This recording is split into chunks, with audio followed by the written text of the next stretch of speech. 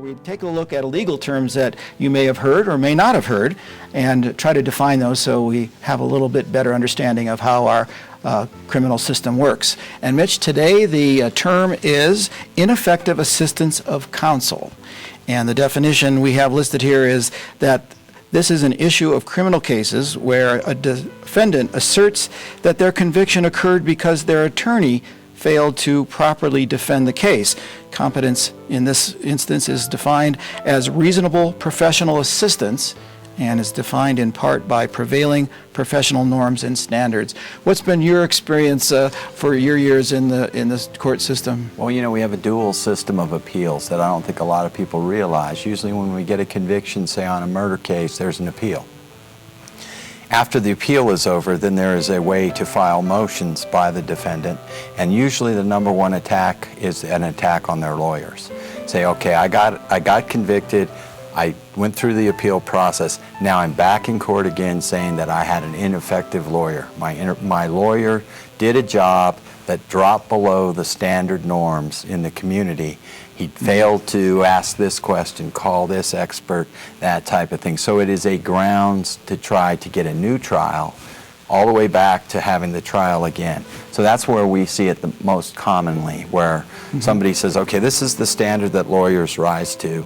You've got to rise to that standard. If you drop below it, then you may be ineffective, but the other thing is that they have to show what the lawyer failed to do impacted the outcome of the case. So and there's a pretty good record of the court proceedings and the lawyer's performance. Absolutely, and what usually happens in these attacks is we call the lawyer to the witness stand, the privilege is waived, and they can lay out all the things they did to get ready for the trial, the experts they talked to, all the things that we can't usually find out because it's privileged. But now the defendant is attacking the lawyer, the privilege is waived, and we get to find out all the things they did in the case to get prepared and to give the defense that they did. Obviously, just losing the trial doesn't mean you were ineffective. Grounds, yeah. So there's a standard that's set by the U.S.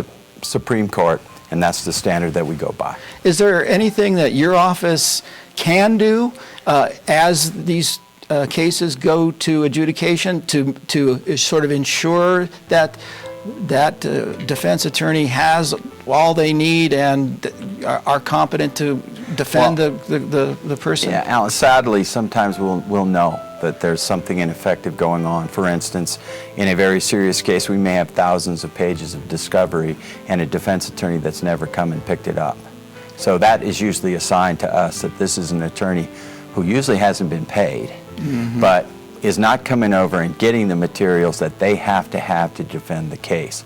And if it gets bad enough, we will bring it to the court's attention. Judge, the attorney is not doing what they're supposed to do. But for us, this is kind of an area that we're not supposed to wade into. You have to keep your hands off. Because it's an area of privilege.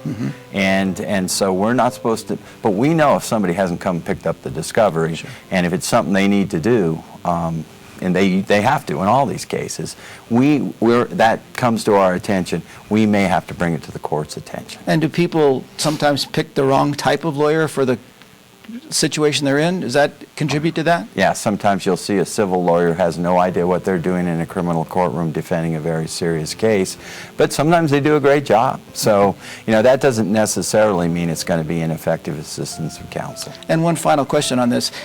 Do these sometimes, before they are adjudicated, do they sometimes end up in the public defender's office?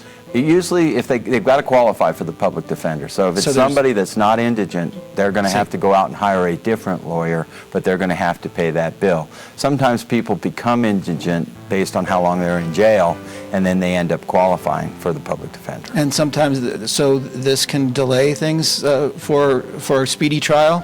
Well, delay is usually the tactic of the day from the defense side. Unfortunately, the delays usually benefit the defense in a criminal case. I see. Well, thanks, Mitch. That's a lot of good information.